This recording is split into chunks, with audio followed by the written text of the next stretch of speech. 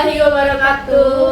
Teman-teman, balik lagi sama aku Dinda Desta Putri. Aku Amanda Yasmin. Jadi di sini kita mau bahas apa sih, Din? Hari ini kita bakal bahas akhlakul karimah yang ilmunya tuh bakal bermanfaat banget buat kita. Kita mendapatkan pelajaran-pelajaran yang belum kita dapat, yang belum kita tahu. Dan di sini kita berdua bakal mengundang teman kita yang cukup memahami apa sih akhlakul karimah. Ayo kita sambut aja. Oke. Adin. Gimana nih? Gimana kabarnya Adin sebelumnya? Alhamdulillah baik. Kesini naik apa? Naik motor. Nah. Oke. Mau nanya-nanya tentang akhlakul karimah kan? Oh, Didengar-dengar lu cukup memahami itu apa itu akhlak Iya. kayak gitu. Boleh kan tanya aja? Apa sih cara menjaga akhlak di zaman modern yang seperti sekarang ini? Memang di zaman perkembangan zaman ini, di dalam modern ini semakin banyak teknologi berkembang bagi di dunia maya, baik di Indonesia maupun di luar Indonesia, luar negeri. Memang kita harus memperdalami akhlakul karimah kita. Banyak sekali gangguan-gangguan di luar sana yang sangat mengganggu kita di dalam akhlak kita. Nah, ini kita ada beberapa tips bagaimana cara kita bisa memperkuat diri kita di dalam akhlakul karimah. Itu yang pertama, ada menjaga diri dari hal yang bersifat mudarat, hal-hal yang tidak perlukan. Rasulullah pernah mengingatkan bahwa kita berhati-hati di dalam memilih lingkungan teman kita, bergaul kita, siapa kita. Seperti di dalam hadis Sunan Abu Daud, Rasulullah pernah bersabda, "Ar-rajulu ala dini kholihi falyanzur ahadukum man yukholil." Artinya seorang laki-laki tergantung dengan kebiasaan teman bergaulnya. Maka hendaklah seorang laki-laki kalian melihat siapa yang menjadi iman, menjadi teman bergaulnya. Artinya di dalam Sunan Abu Daud ini kita mencari teman kita yang baik. Jadi kita ikut mana teman-teman kita yang terbaik, teman-teman yang bergaul dengan akhlak yang baik. Cuman bagi apa? Walaupun dia berakhlakul karimah baik, tapi kalau temannya itu tidak baik, lambat laun ya kita akan mengikuti arusnya dia, akan ikut jeleknya juga. Sebaliknya apabila kita ikut kita berbuat jelek, tapi kita teman bergaul dengan orang-orang yang soleh, orang-orang yang beriman, maka kita akan mengikuti menjadi orang yang beriman. Maka sangat terpengaruh. Yang pertama itu menjaga kita, siapa teman bergaul kita, mencari teman-teman kita. Ada di surat Al-Anfal ayat 31, "Ya bani Adam, khudu sinatukum inda kulli masjid wa kulu wasrobu wa la tusrifu innahu la yuhibbul musrifin." Jadi anak Adam, kalian mengambillah kalian pada perhiasan di sisi setiap masjid, dan makanlah serta minumlah, tetapi kalian jangan melewati batas. Di dalam hadis ini, di dalam dalil ini surat Al-Anfal, kita diperingatkan di dalam kita berpakaian, di dalam kita berminum, di dalam kita makan, itu tidak boleh melewati batas. Karena akhlak kita ya jangan terlewati batas. Karena Allah tidak suka orang-orang yang melewati batas. Yang terakhir, di dalam hadis Bukhari dan Muslim, innamal binniyat. Jadi sesungguhnya amal itu tergantung niatnya kita, dan setiap akan mendapatkan sesuai dengan apa yang kita ingat. Jadi yang pertama ini seperti itu, kita menjaga pergaulan, dan juga yang kedua kita berpakaian, kita makan dan minum, dan juga yang terakhir kita diniati karena mencari niat amalan yang baik. Yang kedua ada meningkatkan ilmu dan pemahaman agama. Untuk menjaga akhlak di zaman yang penuh dengan pengaruh negatif, individu perlu meningkatkan pemahaman agamanya melalui agama yang benar, melalui ilmu yang benar dan mendalam. Di dalam surat Al-Mujadlah ayat 11, "Wa idza qila zuzu fanzuru yarfa'illahu alladziina aamanu minkum walladziina utul ilma darajat wa Allahu bima ta'maluna khabir." Artinya Allah akan mengangkat derajatnya orang-orang yang beriman dari kalian dan orang-orang yang berilmu atau mempunyai ilmu, dan Allah maha waspada terhadap apa yang dia kerjakan. Jadi dalam surat ini Allah telah mengangkat derajatnya orang yang beriman. Jadi beda orang yang beriman sama orang yang beriman dan mempunyai ilmu itu beda. derajatnya lebih tinggi orang yang memiliki ilmu, walaupun dia sama-sama beriman, tapi berbeda sama orang-orang yang memiliki ilmu, derajatnya lebih tinggi. Yang ketiga, kita ada berusaha menjaga pergaulan dengan orang-orang yang baik, seperti di dalam hadis Sahih Muslim, inna masalul jalis sholih wal jalsi as-sawi kahamil miski wa nafiqil khair fahamil miski ima ayyuh daka wa ima antaba minhu wa ima antajida minhu rihan thayyibah wa nafihun al-kiri ima ayyuh riko yubabak wa ima antahida rihan habisa.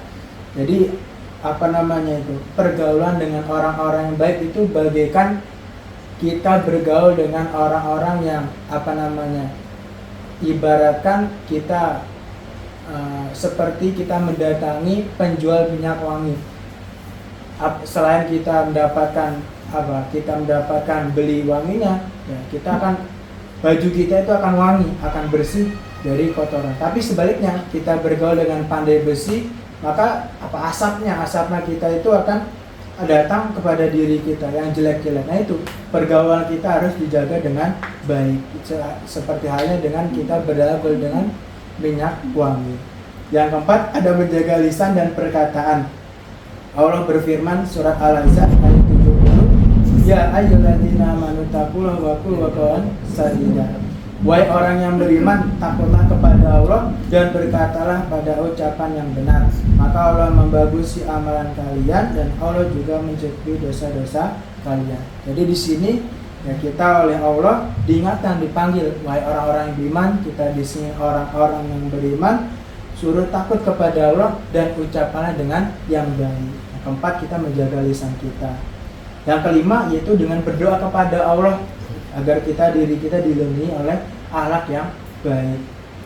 Di dalam surat Furqan disampaikan, waladzina yaqulu rabbana hab lana min azwajina wa dzurriyyatina qurrata a'yun waj'alna lil muttaqina imama. Artinya, wahai orang-orang yang beriman, sekalian selalu berdoa, yaitu ya Allah, wahai Tuhan kami, semoga Engkau berikan untuk kami pada kesenangan mata dari pasangan kami dan anak turun kami, dan semoga Engkau menjadikan pada kami panutan atau pemimpin pada orang-orang yang bertakwa. Jadi terakhir ya, kita harus berdoa kepada Allah, meminta perlindungan kepada Allah supaya terhindar dari akhlak-akhlak yang jelek agar kita bisa menjadi akhlakul karimah. Itu yang pertama. Terima kasih banget, banyak banget. Dari pertanyaan Tira yang pertama aja udah banyak banget pelajaran yang bisa kita ambil ya teman-teman semua. Aku mau nanya nih, dampak positif apa sih dari akhlak untuk hubungan sosial di masyarakat modern ini? Oh ya, jadi setelah kita menjaga akhlak kita, ketika kita menjadi orang yang beriman, orang yang berakhlakul karimah, kita akan mendapatkan kepada yang lain, bukan kepada orang yang lain. Yaitu yang pertama, kita akan menghargai dan menghormati sesama. Masal mu'min fi tawadihim wa tarahumihim wa sausihim kamasal jasad al-wahidi idza syaka minhu gusu tadalahu sabirul jasad bil khama wa sahrul. Artinya, perumpamaan orang-orang mukmin dalam persahabatan, kasih sayang dan persaudaraan itu sama dengan satu tubuh. Apabila salah satu anggotanya merasa sakit, maka rasa sakitnya itu menjalar ke seluruh tubuh, menimbulkan demam dan tidak dapat tidur istirahat. Itu jadi gambarannya orang beriman itu, ketika orang itu sakit, tubuh itu sakit, maka anggota-anggota tubuh yang lain itu akan merasakan sakit juga. Artinya ketika ada tetangga kita, orang-orang iman kita yang sedang perlu bantuan, maka kita harus membantu. Itu adalah salah satu sifatnya akhlakul karimah. Yang kedua, membawa kedamaian dan persatuan. Dalam Rasulullah bersabda, inna khiyarakum ahsankum akhlakon. Sesungguhnya sebaik-baiknya kalian adalah yang paling mulia akhlaknya. Hadis riwayat Bukhari dan Muslim. Jadi selain kita mendapatkan menjadi orang iman, menghargai norma sama, kita akan membawa kedamaian dengan kita memiliki akhlakul karimah. Kita akan tenang, hidup kita di mana-mana diterima. Oh, dipanggil, oh itu orang yang baik, orang yang soleh, bukan orang-orang yang lain, ya kan? Kita di sini dipanggil orang iman. Jadi kita datang ke situ suatu tempat, hatinya itu adem, ya kan? Bahwa tenang, tidak ada kericuhan dan tidak ada keributan. Yang ketiga, memberikan teladan yang baik. Di dalam hadis Rawahu al-Baihaqi, inna ba'istula antum makari akhlaqo. Sesungguhnya aku diutus hanya untuk menyempurnakan kesolehan akhlak. Jadi Nabi Muhammad itu diutus oleh Allah untuk menyempurnakan akhlak. Ya sama saja, sama aja orang yang mempunyai akhlak yang baik. Dia akan memberikan tauladan, memberikan contoh, memberikan ilmu dengan akhlak yang baik, perilakunya dia, sopan santun, tata cara dia berbicara, beretika, dia akan memberikan teladan yang baik, memberikan pelajaran bagi yang lain. Yang keempat, menghindari konflik dan permusuhan. Yaitu di dalam hadis al-muslimu man salim al-muslimun min lisabihi wa yadihi. Seorang muslim adalah orang muslim lainnya selamat dari gangguan lisan dan tangannya. Jadi dengan dia memiliki akhlakul karimah akan terhindar dari konflik-konflik, terhindar dari permusuhan-permusuhan, karena tangannya dia itu dengan ucapannya, dengan lisannya dan tangannya itu damai, akan tenang karena dia mempunyai akhlak yang baik. Sebaliknya, akhlak yang baik dapat mencegah terjadinya permusuhan dan meningkatkan kerjasama dalam masyarakat. Jadi itu ada 4 tentang bagaimana cara memberikan dampak positif bagi orang yang memiliki akhlakul karimah. Terus gimana sih kontribusi akhlak yang baik pada keberlanjutan lingkungan yang di zaman modern seperti ini? Ya, jadi di dalam akhlakul karimah itu juga harus beriringan dengan zaman modern ini, harus sama-sama bareng, maju bareng. Artinya ketika orang iman itu mengikuti zaman, ya dia harus juga mengikuti apa yang ada di dalam Al-Quran dan ada juga yang ada di dalam Al-Hadis.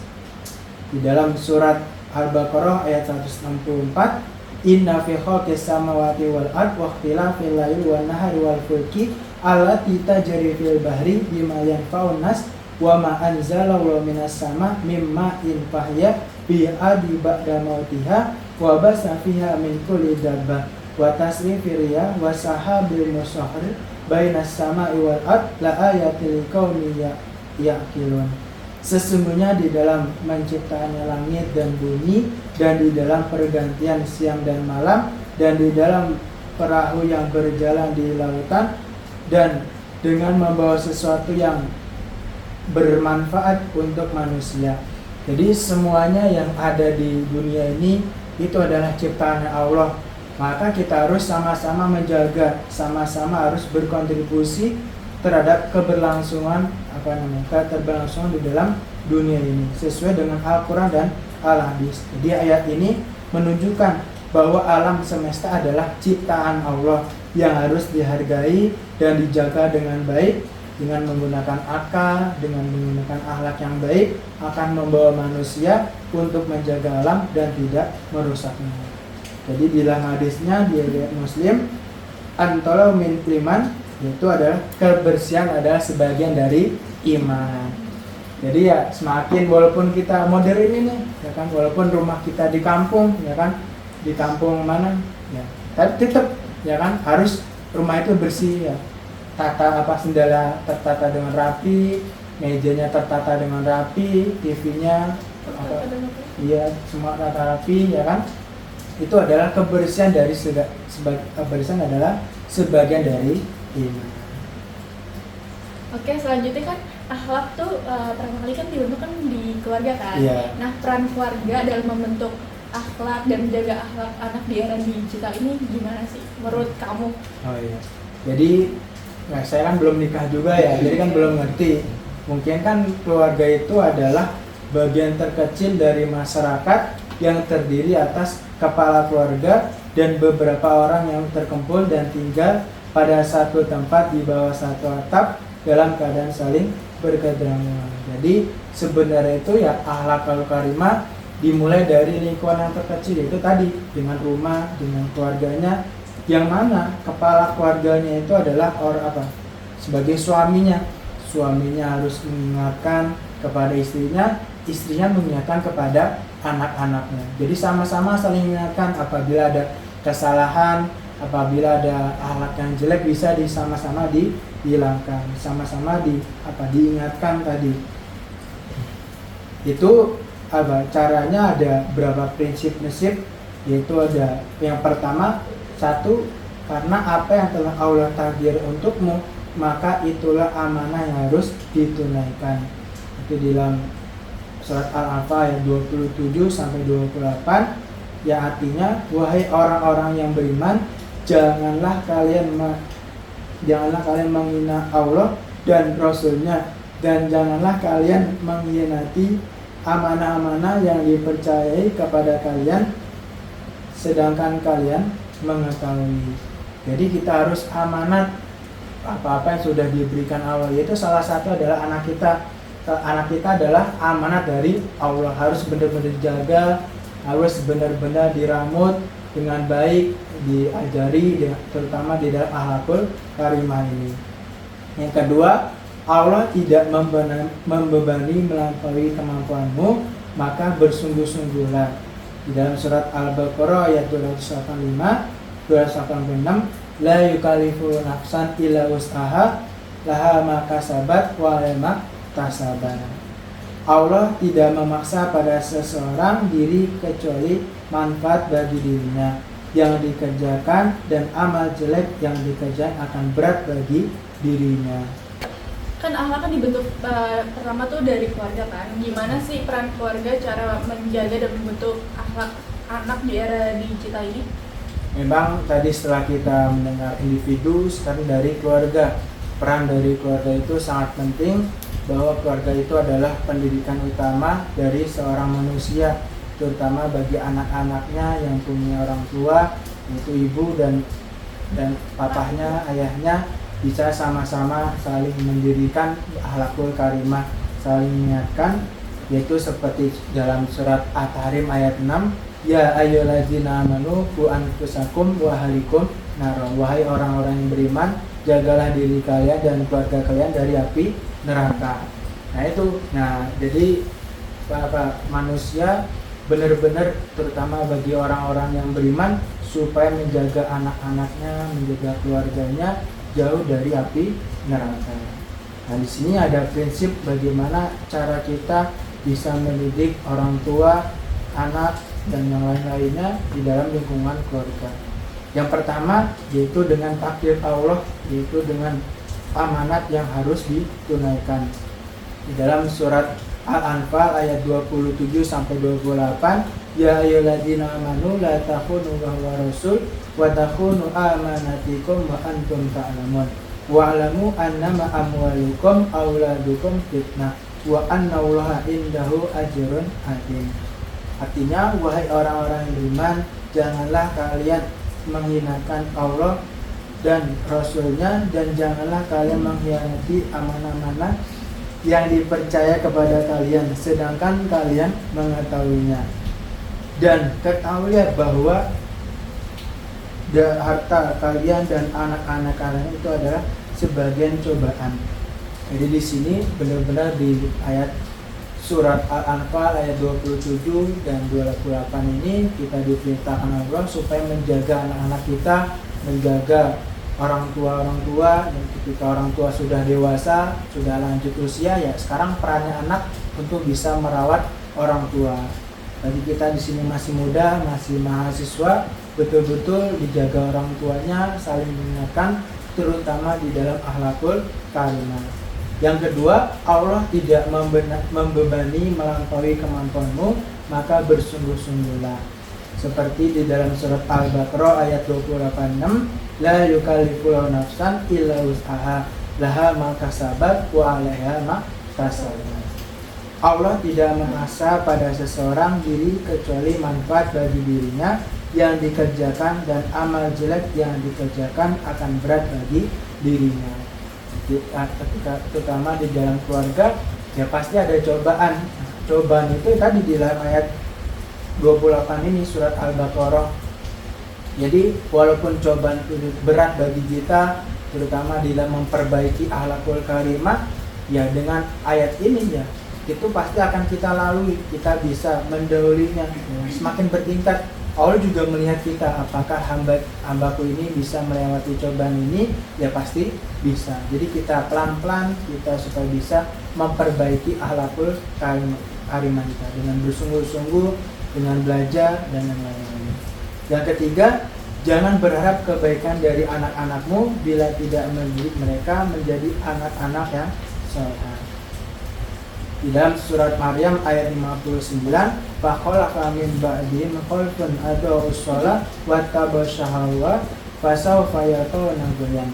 Artinya, kemudian setelah mereka datanglah pengganti yang jelek, yang menyia-nyiakan sholat dan mengikuti hawa nafsu, maka kelak mereka terjatuh dalam kerusakan atau jurang di neraka. Jadi ketika orang itu sudah menyia-nyiakan sholat, menyia-nyiakan ibadah, maka Allah akan mengganti kaum yang lebih baik lagi. Artinya apa? Sama hal ketika kita punya akhlak yang jelek, akhlak yang buruk, ketika kita punya seperti itu, maka Allah akan menggantikan kaum-kaum yang lebih baik lagi. Maka dari kita, sebelum kita digantikan oleh Allah, atau jangan sampai, ya kita berusaha betul-betul bisa menjadikan akhlakul karimah sebagai pelajar kita, terutama mendidik anak-anak yang saleh. 4. Didiklah anak-anakmu sesuai fitrahnya. Di dalam surat Ar-Rum ayat 30, faqim wajhaka lil hanifan fitratallahi allati fatara nas 'alaiha la tadrikal khalqillah dzalika dinul qaum walakin aktsaran nas la ya'lamun. Artinya, wahai Muhammad, kamu menghadapkan wajahmu pada agama untuk menetapi agama dengan condong kebenarannya. Kalian menetapilah pada agama Allah, yang mana Allah telah membuat agama untuk manusia. Tidak ada yang bisa menggantikan pada agamanya Allah. Jangan mengganti menjadi kamu pada agamanya Allah. Nah, ini di dalam surat Ar-Rum ayat 30 ini kita supaya mendidik anak-anak kita sesuai dengan fitrahnya, dengan sesuai kondisi kita.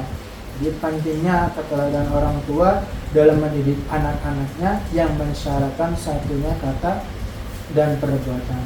Jadi yang terakhir adalah yang kelima, janganlah berhenti mendidik sampai kematian memisahkannya.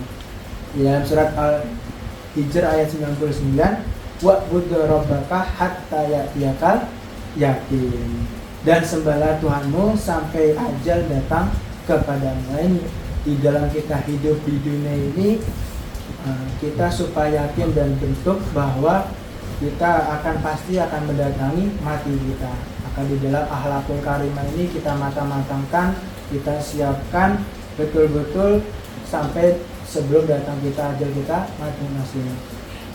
Mungkin itu yang nomor 4. Apa ada pertanyaan? Cukup sih. Oke teman-teman, kesimpulan yang dapat diambil dari materi yang sudah disampaikan sama Adin, kita pintar-pintar untuk mencari lingkungan pertemanan, dan seperti yang Adin bilang tadi, kalau kita berteman dengan orang yang menjual minyak wangi, kita akan ikutan wangi, sedangkan kalau kita berteman dengan orang yang pandai bersih, kita akan ikutan bersihnya. Sekian yang dapat kami sampaikan, semoga dapat diterapkan di kehidupan sehari-hari dan menjadi amal jariah bagi kita semua. Sekian dari kami. Wassalamualaikum warahmatullahi wabarakatuh.